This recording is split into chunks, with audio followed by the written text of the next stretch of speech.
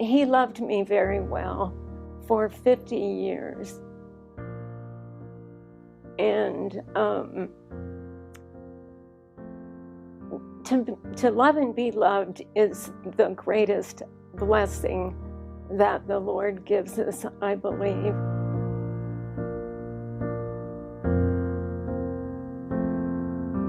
My uncle grew up with us because my dad's parents died, so my uncle was like a brother. And when he was in college, he brought Larry Manning home with him sometimes on weekends. And I paid no attention to him because he was just my uncle's friend, and those guys were around all the time. But then when my uncle got married, I had my first date with Larry, and we became serious pretty quickly. I graduated in June, and we were married in July. And then a year and a half after we were married, we welcomed our first baby, a beautiful 8-pound baby girl who we named Tammy Jo, and we were delighted. She was a beautiful little girl.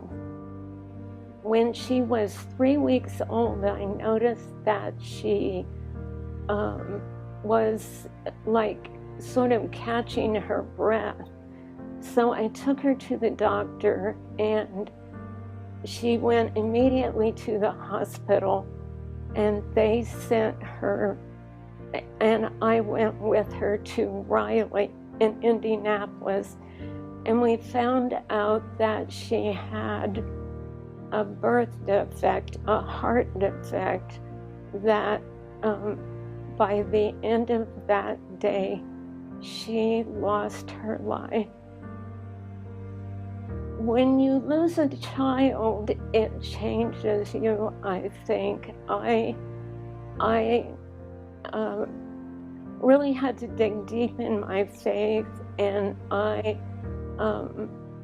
clung to Larry. I think we both relied on each other to get through that time, and nobody else really knows what that's like except the parents that it happens to. So I asked the Lord, what am I supposed to learn from this? Because I always think there's a lesson. The main thing I felt called to do was to witness to and be a support to other parents who have gone through something similar. And a year later, we welcomed another daughter, and of course she was healthy, although I was a little fearful. It really brought me to the Lord because I realized that we are not in control. The Lord only knows the future. So then we welcomed another daughter and a son, and we were Larry was working at General Motors. We had a great marriage. He was a very loving husband, and we were happy and treasured our family because of what we had been through. When our daughter Sherry graduated from college, she got an apartment in Indianapolis and was going to work for an accounting firm. And she flew home with her boyfriend on the weekend, and he was a pilot, and she walked into an airplane propeller. The propeller had crushed her right kneecap, ripped the main artery, vein, and nerve out of the thigh on her left leg, and crushed her hands. they decided to transfer her to St. Vincent's in Indianapolis. And she spent a month there. In the first week, she had 5 more surgeries. And we were both exhausted, and she was in so much pain. Even when the sheet floated down onto her legs, that it was excruciating, just the sheet. So she was there for a month. She had 16 pints of blood altogether, and fought hard for her life.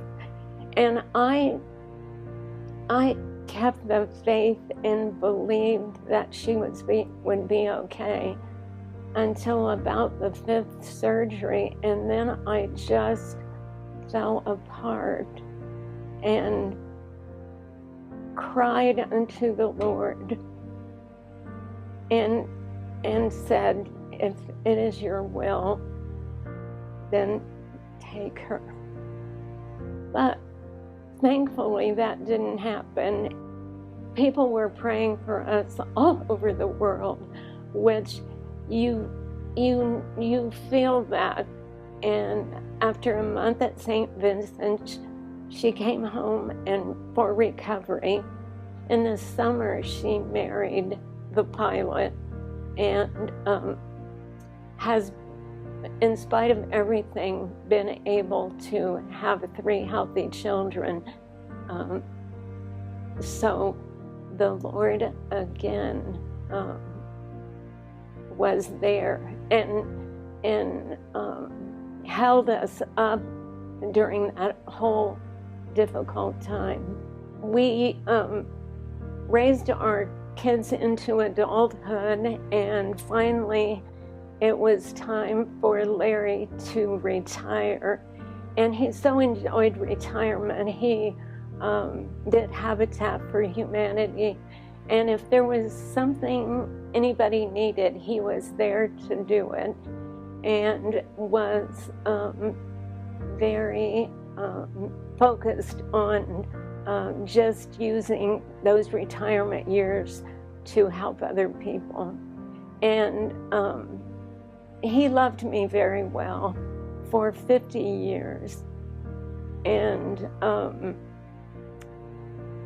to love and be loved is the greatest blessing that the Lord gives us, I believe. And so in December of 2012, Larry started to not be able to express what he was thinking. Well, by the end of December, we were playing cards with some friends, and he kept his score, but he couldn't add it up. And I knew that we were in trouble. So I said to him, I said, get whatever you need. We're going to the ER. And they discovered that he had brain cancer. They had told me that he could have 6 weeks to a year and a half. And it turned out he only had 6 weeks altogether.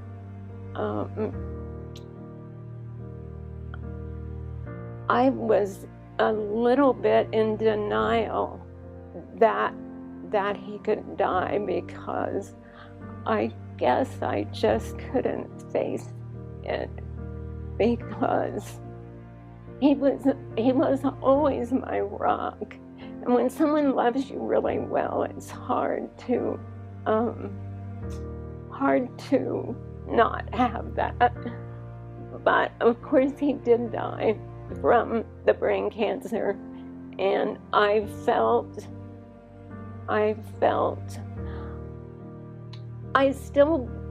believed in God. I knew that Jesus was there, but I felt like I had been abandoned by the Lord as well as my husband. So that was definitely the worst year of my life. I depended on my friends who were great, and this church really rallied around me and helped me through.